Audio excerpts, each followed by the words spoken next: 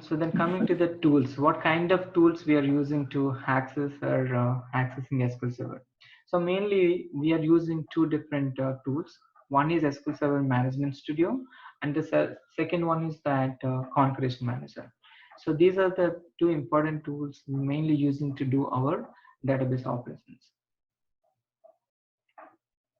And we can also use other options like PowerShell window, CMD, SQL CMD. So these are also, we can use it, but when using the command tools like PowerShell window or SQL CMD, we need to write the code. But when it comes to the SQL Server Management Studio, it's a GUI mode, and without writing any codes, we can do all operations graphically. Okay.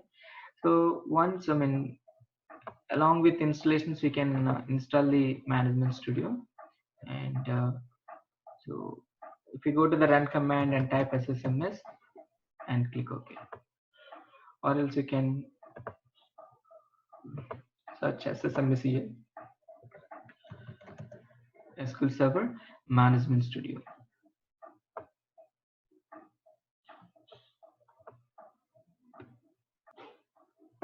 Okay, so once click the SSMS, we'll get this window.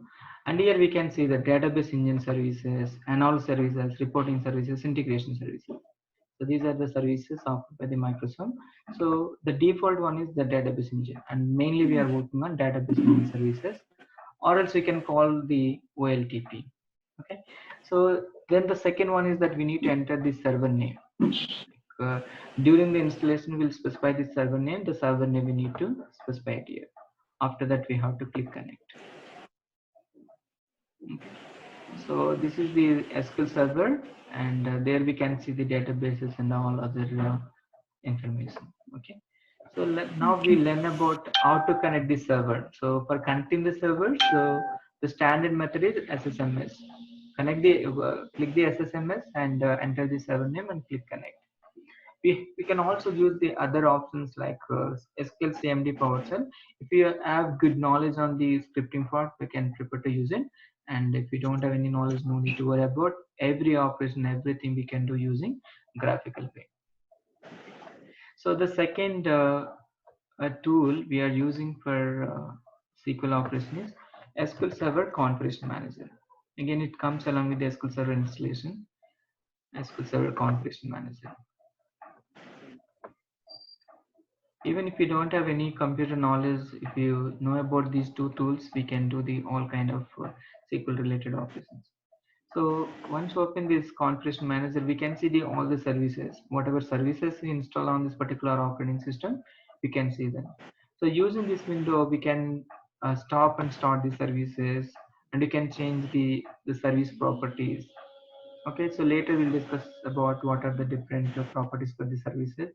Like services related properties are restarting or stopping or starting or restarting. So these kind of operation all we can do using configuration manager. That's mean.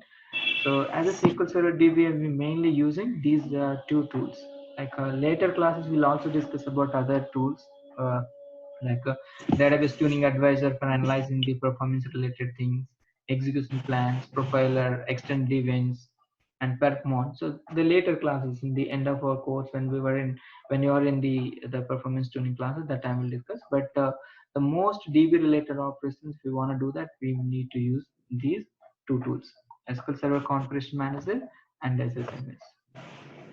Okay, so that's about the tools. So later we'll discuss How to about launch all this the configuration tool? sorry. How to launch this configuration manager? Yeah, so we have two options. So you can just type in the search button SQL Server Configuration Manager. We can see that you can open it. Or else we have another way. Like if you go to run command SQL Server Manager. Like every version has the compatibility level. Later on the database architecture classes, we'll discuss about the compatibility level. Like 2012 is having 110 and 2013, sorry, 2014 is having 12, and 2016 is having 13. Like if we want to use 2012 configuration manager, then we have to specify in the run command SQL Server Manager 11.msc. Even if you click, if you specify, I mean, if you enter this and if you click OK, then configuration manager will open. Okay, So this got is it. the best option, like specific version configuration manager. If you want to open, then better we can use the run command and type the SQL Server Manager based on the version compatibility level number we need to specify here. Okay. So that's all about history of SQL Server. That's mean what are the versions, editions, how Microsoft is releasing the product upgrades, where we can find all the product related information, how to download. And then another important point is that again bit I didn't add it here. Like we have a 32-bit and 64-bit. Like before 2008, I think from before 2008, we have a 32-bit software and 64-bit software. That means Microsoft is separately providing 32-bit SQL Server software files and 64-bit. But from 2008 onwards, we have only one exe file which can use it for 32-bit as well as 64-bit. Again, so during the installation, I'll show how to select the 32-bit and 64-bit, because every software has they release in two different bitways, 32-bit and 64-bit. Even we have I mean our OS, Windows OS, and I think most of the OSs also having 32-bit and 64-bit. But Microsoft not recommended to use the 32-bit, but still they are releasing the 32-bit and 64-bit. I think they did some changes from 2016, but I'm not sure. I think we have only 64-bit, I think. But most of the versions we have 32-bit and 64-bit, and we will get in a single exe file. No need to worry about it. Okay, that's the one point we need to keep in mind. And the second one is that, like as I said that, so we have a different versions, right? The editions like standard edition, enterprise edition, and developer edition.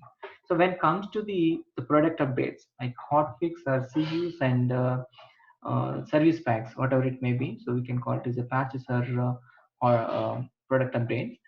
So there is no segregations on the editions. Like we don't have any specifications for service packs and hotfixes and CUs product updates. So because many people think that okay, SQL Server is running with enterprise editions, we need to install the enterprise edition product updates. No, there is no segregations on the product updates.